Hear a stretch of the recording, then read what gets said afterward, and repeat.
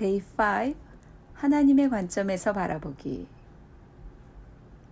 아나이스닌이라는 프렌치 에세이스트로 알고 있는데요. 이렇게 말했다고 합니다.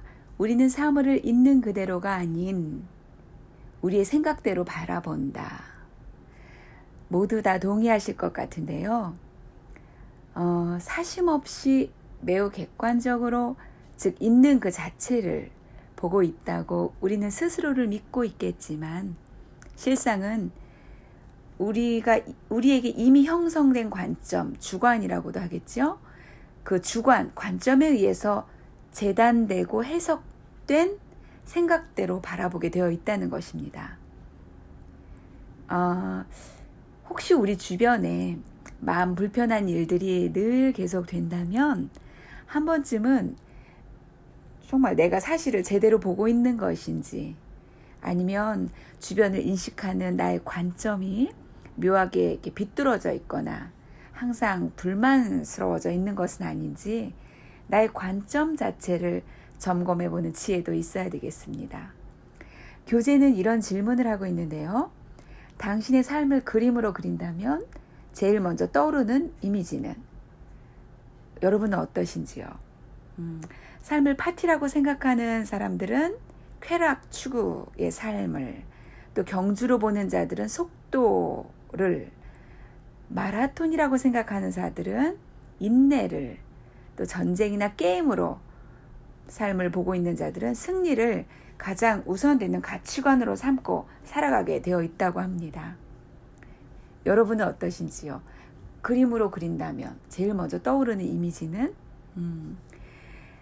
그 이미지를 생각하시면서 내가 삶을 어떤 모습으로 해석하고 있는지, 바라보고 있는지 점검해 보시고 그 큐티방에서 나눠 보십시오. 자녀들과도 나눠주시고요.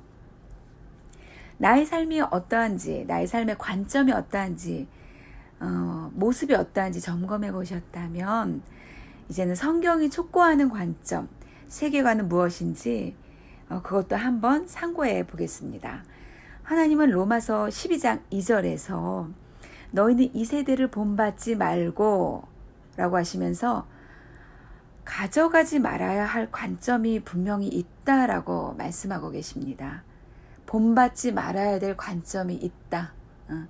또 오직 마음을 새롭게 함으로 변화를 받아서 하나님의 선하시고 기뻐하시고 온전하신 뜻이 무엇인지 분별하라고 하십니다.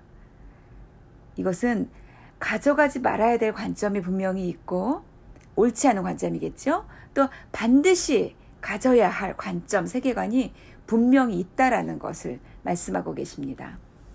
하나님께서는 성경의 비유를 통해서 말씀해 주고 계신 그 삶에 대한 모습 세 가지는 이것입니다. 삶은 시험이고 위탁받은 것이며 임시로 맡겨진 임무이다. 자, 이것을 보면 알 수 있어요. 시험하는 분이 계시다라는 것. 그렇죠? 위탁받은 게 삶이라면 위탁하신 분이 계시다라는 거죠. 또 그것은 그분의 뜻에 따라 기간과 범위가 정해져 있다라는 것입니다. 과연 나의 삶은 나에 관한 것이 아니라는 것이 다시 한번 확인됩니다. 과연 삶은 하나님에 관한 것이네요, 정말. 페이지 57페이지 중간 부분에 삶의 모든 영역은 시험이고 우리는 항상 시험받고 있다라고 되어 있네요. 사람, 문제, 성공, 갈등, 불의, 병, 심지어 날씨, 또 문을 열어주거나 잡아주거나 쓰레기를 줍는다는 것, 또 어디 가서 어떤 마켓이나 점원들에게 친절하게 하는 것, 가족들에게도 마찬가지고요. 집안일을 하는 나의 그 자세도 그렇죠. 이렇게 크고 작은 모든 행동을 하나님께서는 지켜보고 계시고 바라보고 계신다는 것입니다. 저는 이 부분이 제일 좋았는데요. 하나님께서 모든 것을 지켜보시고 바라보고 계신다고 하는 이게, 내 삶에서는 의미로 충만하지 않은 순간은 없구나, 이런 생각이 들더라고요. 모든 것이, 내 삶의 모든 것 하나하나가 다 하나님의 눈앞에 살아있고 또 하나님의 저울에 올라가는 것이라면 내 삶에 있어서 그 어느 것 하나도 손가락 사이로 빠져나가는 모래와 같이 그 부질없고 헛되고 그렇지 않겠구나. 너무 이렇게 기쁘지 않으신지요? 또 삶에, 그렇다면 정말 삶의 작은 부분에서부터 도전해보고 싶은 생각도 들더라고요. 작은 시험에서부터 차근차근 옳다 인정함을 받고 싶은 마음.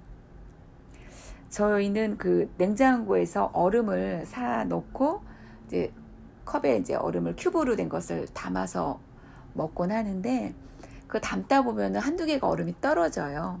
그러면 그게 또 어느 순간 녹아버리죠. 이제 그럴 때 그거 닦지 않으니까, 그러니까 귀찮으니까 안 닦겠죠, 순간적으로. 근데 그거에 이제 미끄러질 수도 있단 말이에요.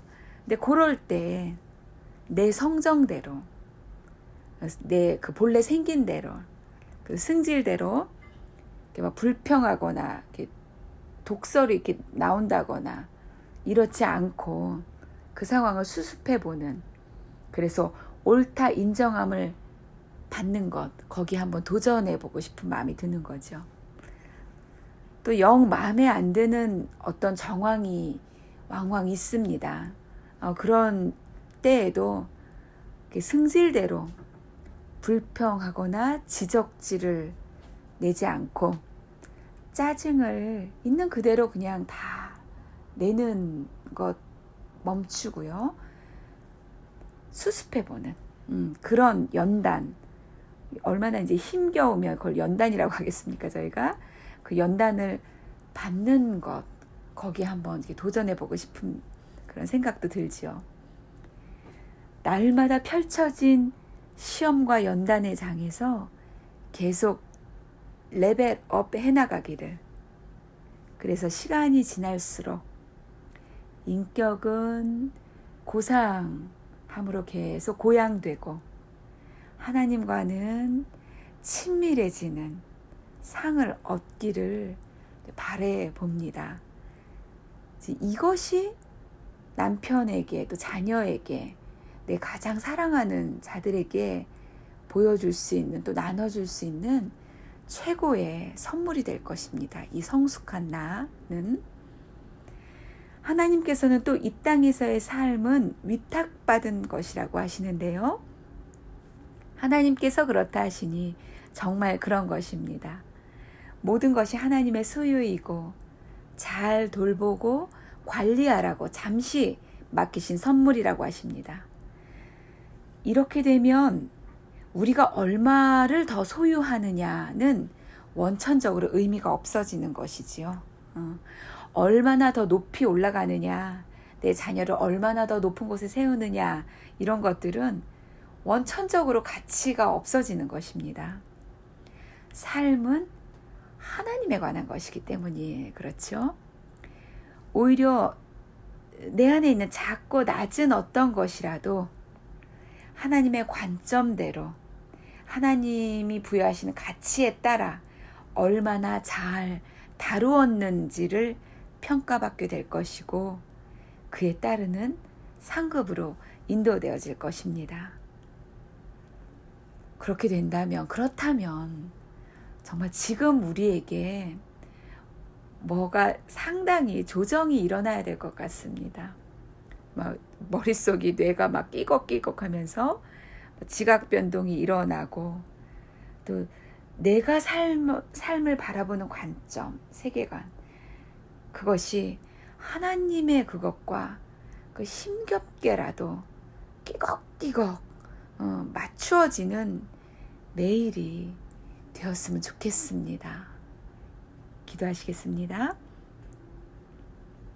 하나님 아버지, 여전히 부서져야 하는, 조정되어야 하는 관점들이 제 안에 산재해 있습니다. 또 다스려진 것 같다가도 어떤 상황이 되면 불쑥불쑥 치고 올라옵니다. 하나님이 안 계신 가치관 또는 하나님을 잘못 알고 있는 이러한 관점들을 하나님 불쌍히 여겨주시고 용서해 주시고 깨끗이 씻어 주시옵소서.